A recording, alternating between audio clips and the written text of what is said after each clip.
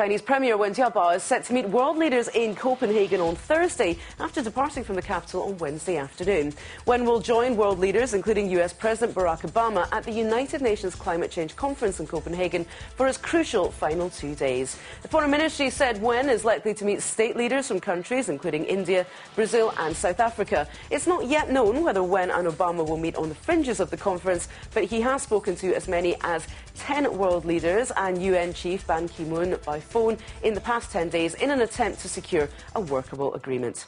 China has hit back at calls from the US and the EU to release a prominent dissident as unacceptable.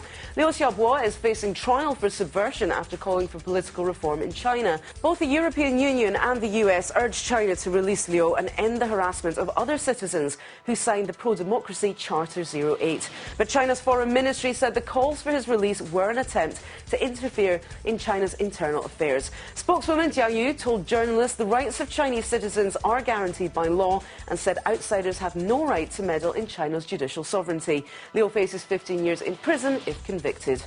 China's State Council says the government is discussing measures for the healthy development of the country's real estate sector, as house prices in some cities are rising too fast. Premier Wen Jiabao chaired an executive meeting which agreed the housing sector deserved great attention after record lending and the government's favourable policies to stimulate property consumption had spurred on the market. China says it will increase the supply of smaller houses at medium and low price levels and continue to support residential consumption for improved housing. The country will also expand construction of housing projects for low-income families, aiming to help more than 15 million households by 2012. In the latest news from the Chongqing gang trials, a defence attorney for a mafia-style gang boss has been arrested for allegedly fabricating evidence. It's also claimed he instructed his client to say police had tortured him for 8 days during an interrogation. Lawyer Li Zhuang allegedly told suspected gang leader and billionaire Gong Gangmo to give false court statements according to the city government's press office. But it was Li's client Gong who ratted him out to atone for his own crimes and his concerns that his false statements would eventually be discovered. Authorities said Li had asked Gong's family to pay him as much as $4 million if Gong escapes capital punishment. A suspected thief has been found dead hanging in a police interrogation room in Kunming, the capital of Yunnan province.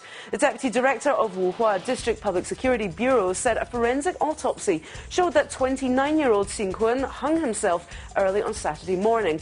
But the police did not show any video or explain how Xing hung himself, saying the camera on the ceiling did not film the incident. The death has aroused public attention after a series of unnatural deaths in prisons and detention houses this year. In February, 24-year-old Li Qiaoming was beaten to death in a detention house in Yunnan, with authorities initially blaming it on an accident during a game of hide-and-seek. Microsoft says it's suspending access to an MSN China microblogging site amid allegations the service is based on code swiped from a rival. Canadian social networking startup Plurk claimed that 80% of the code for Zhuku appeared to be lifted directly from its service. Microsoft said it's investigating the matter but issued a statement saying it was pulling down the Zhuku feature in the meantime.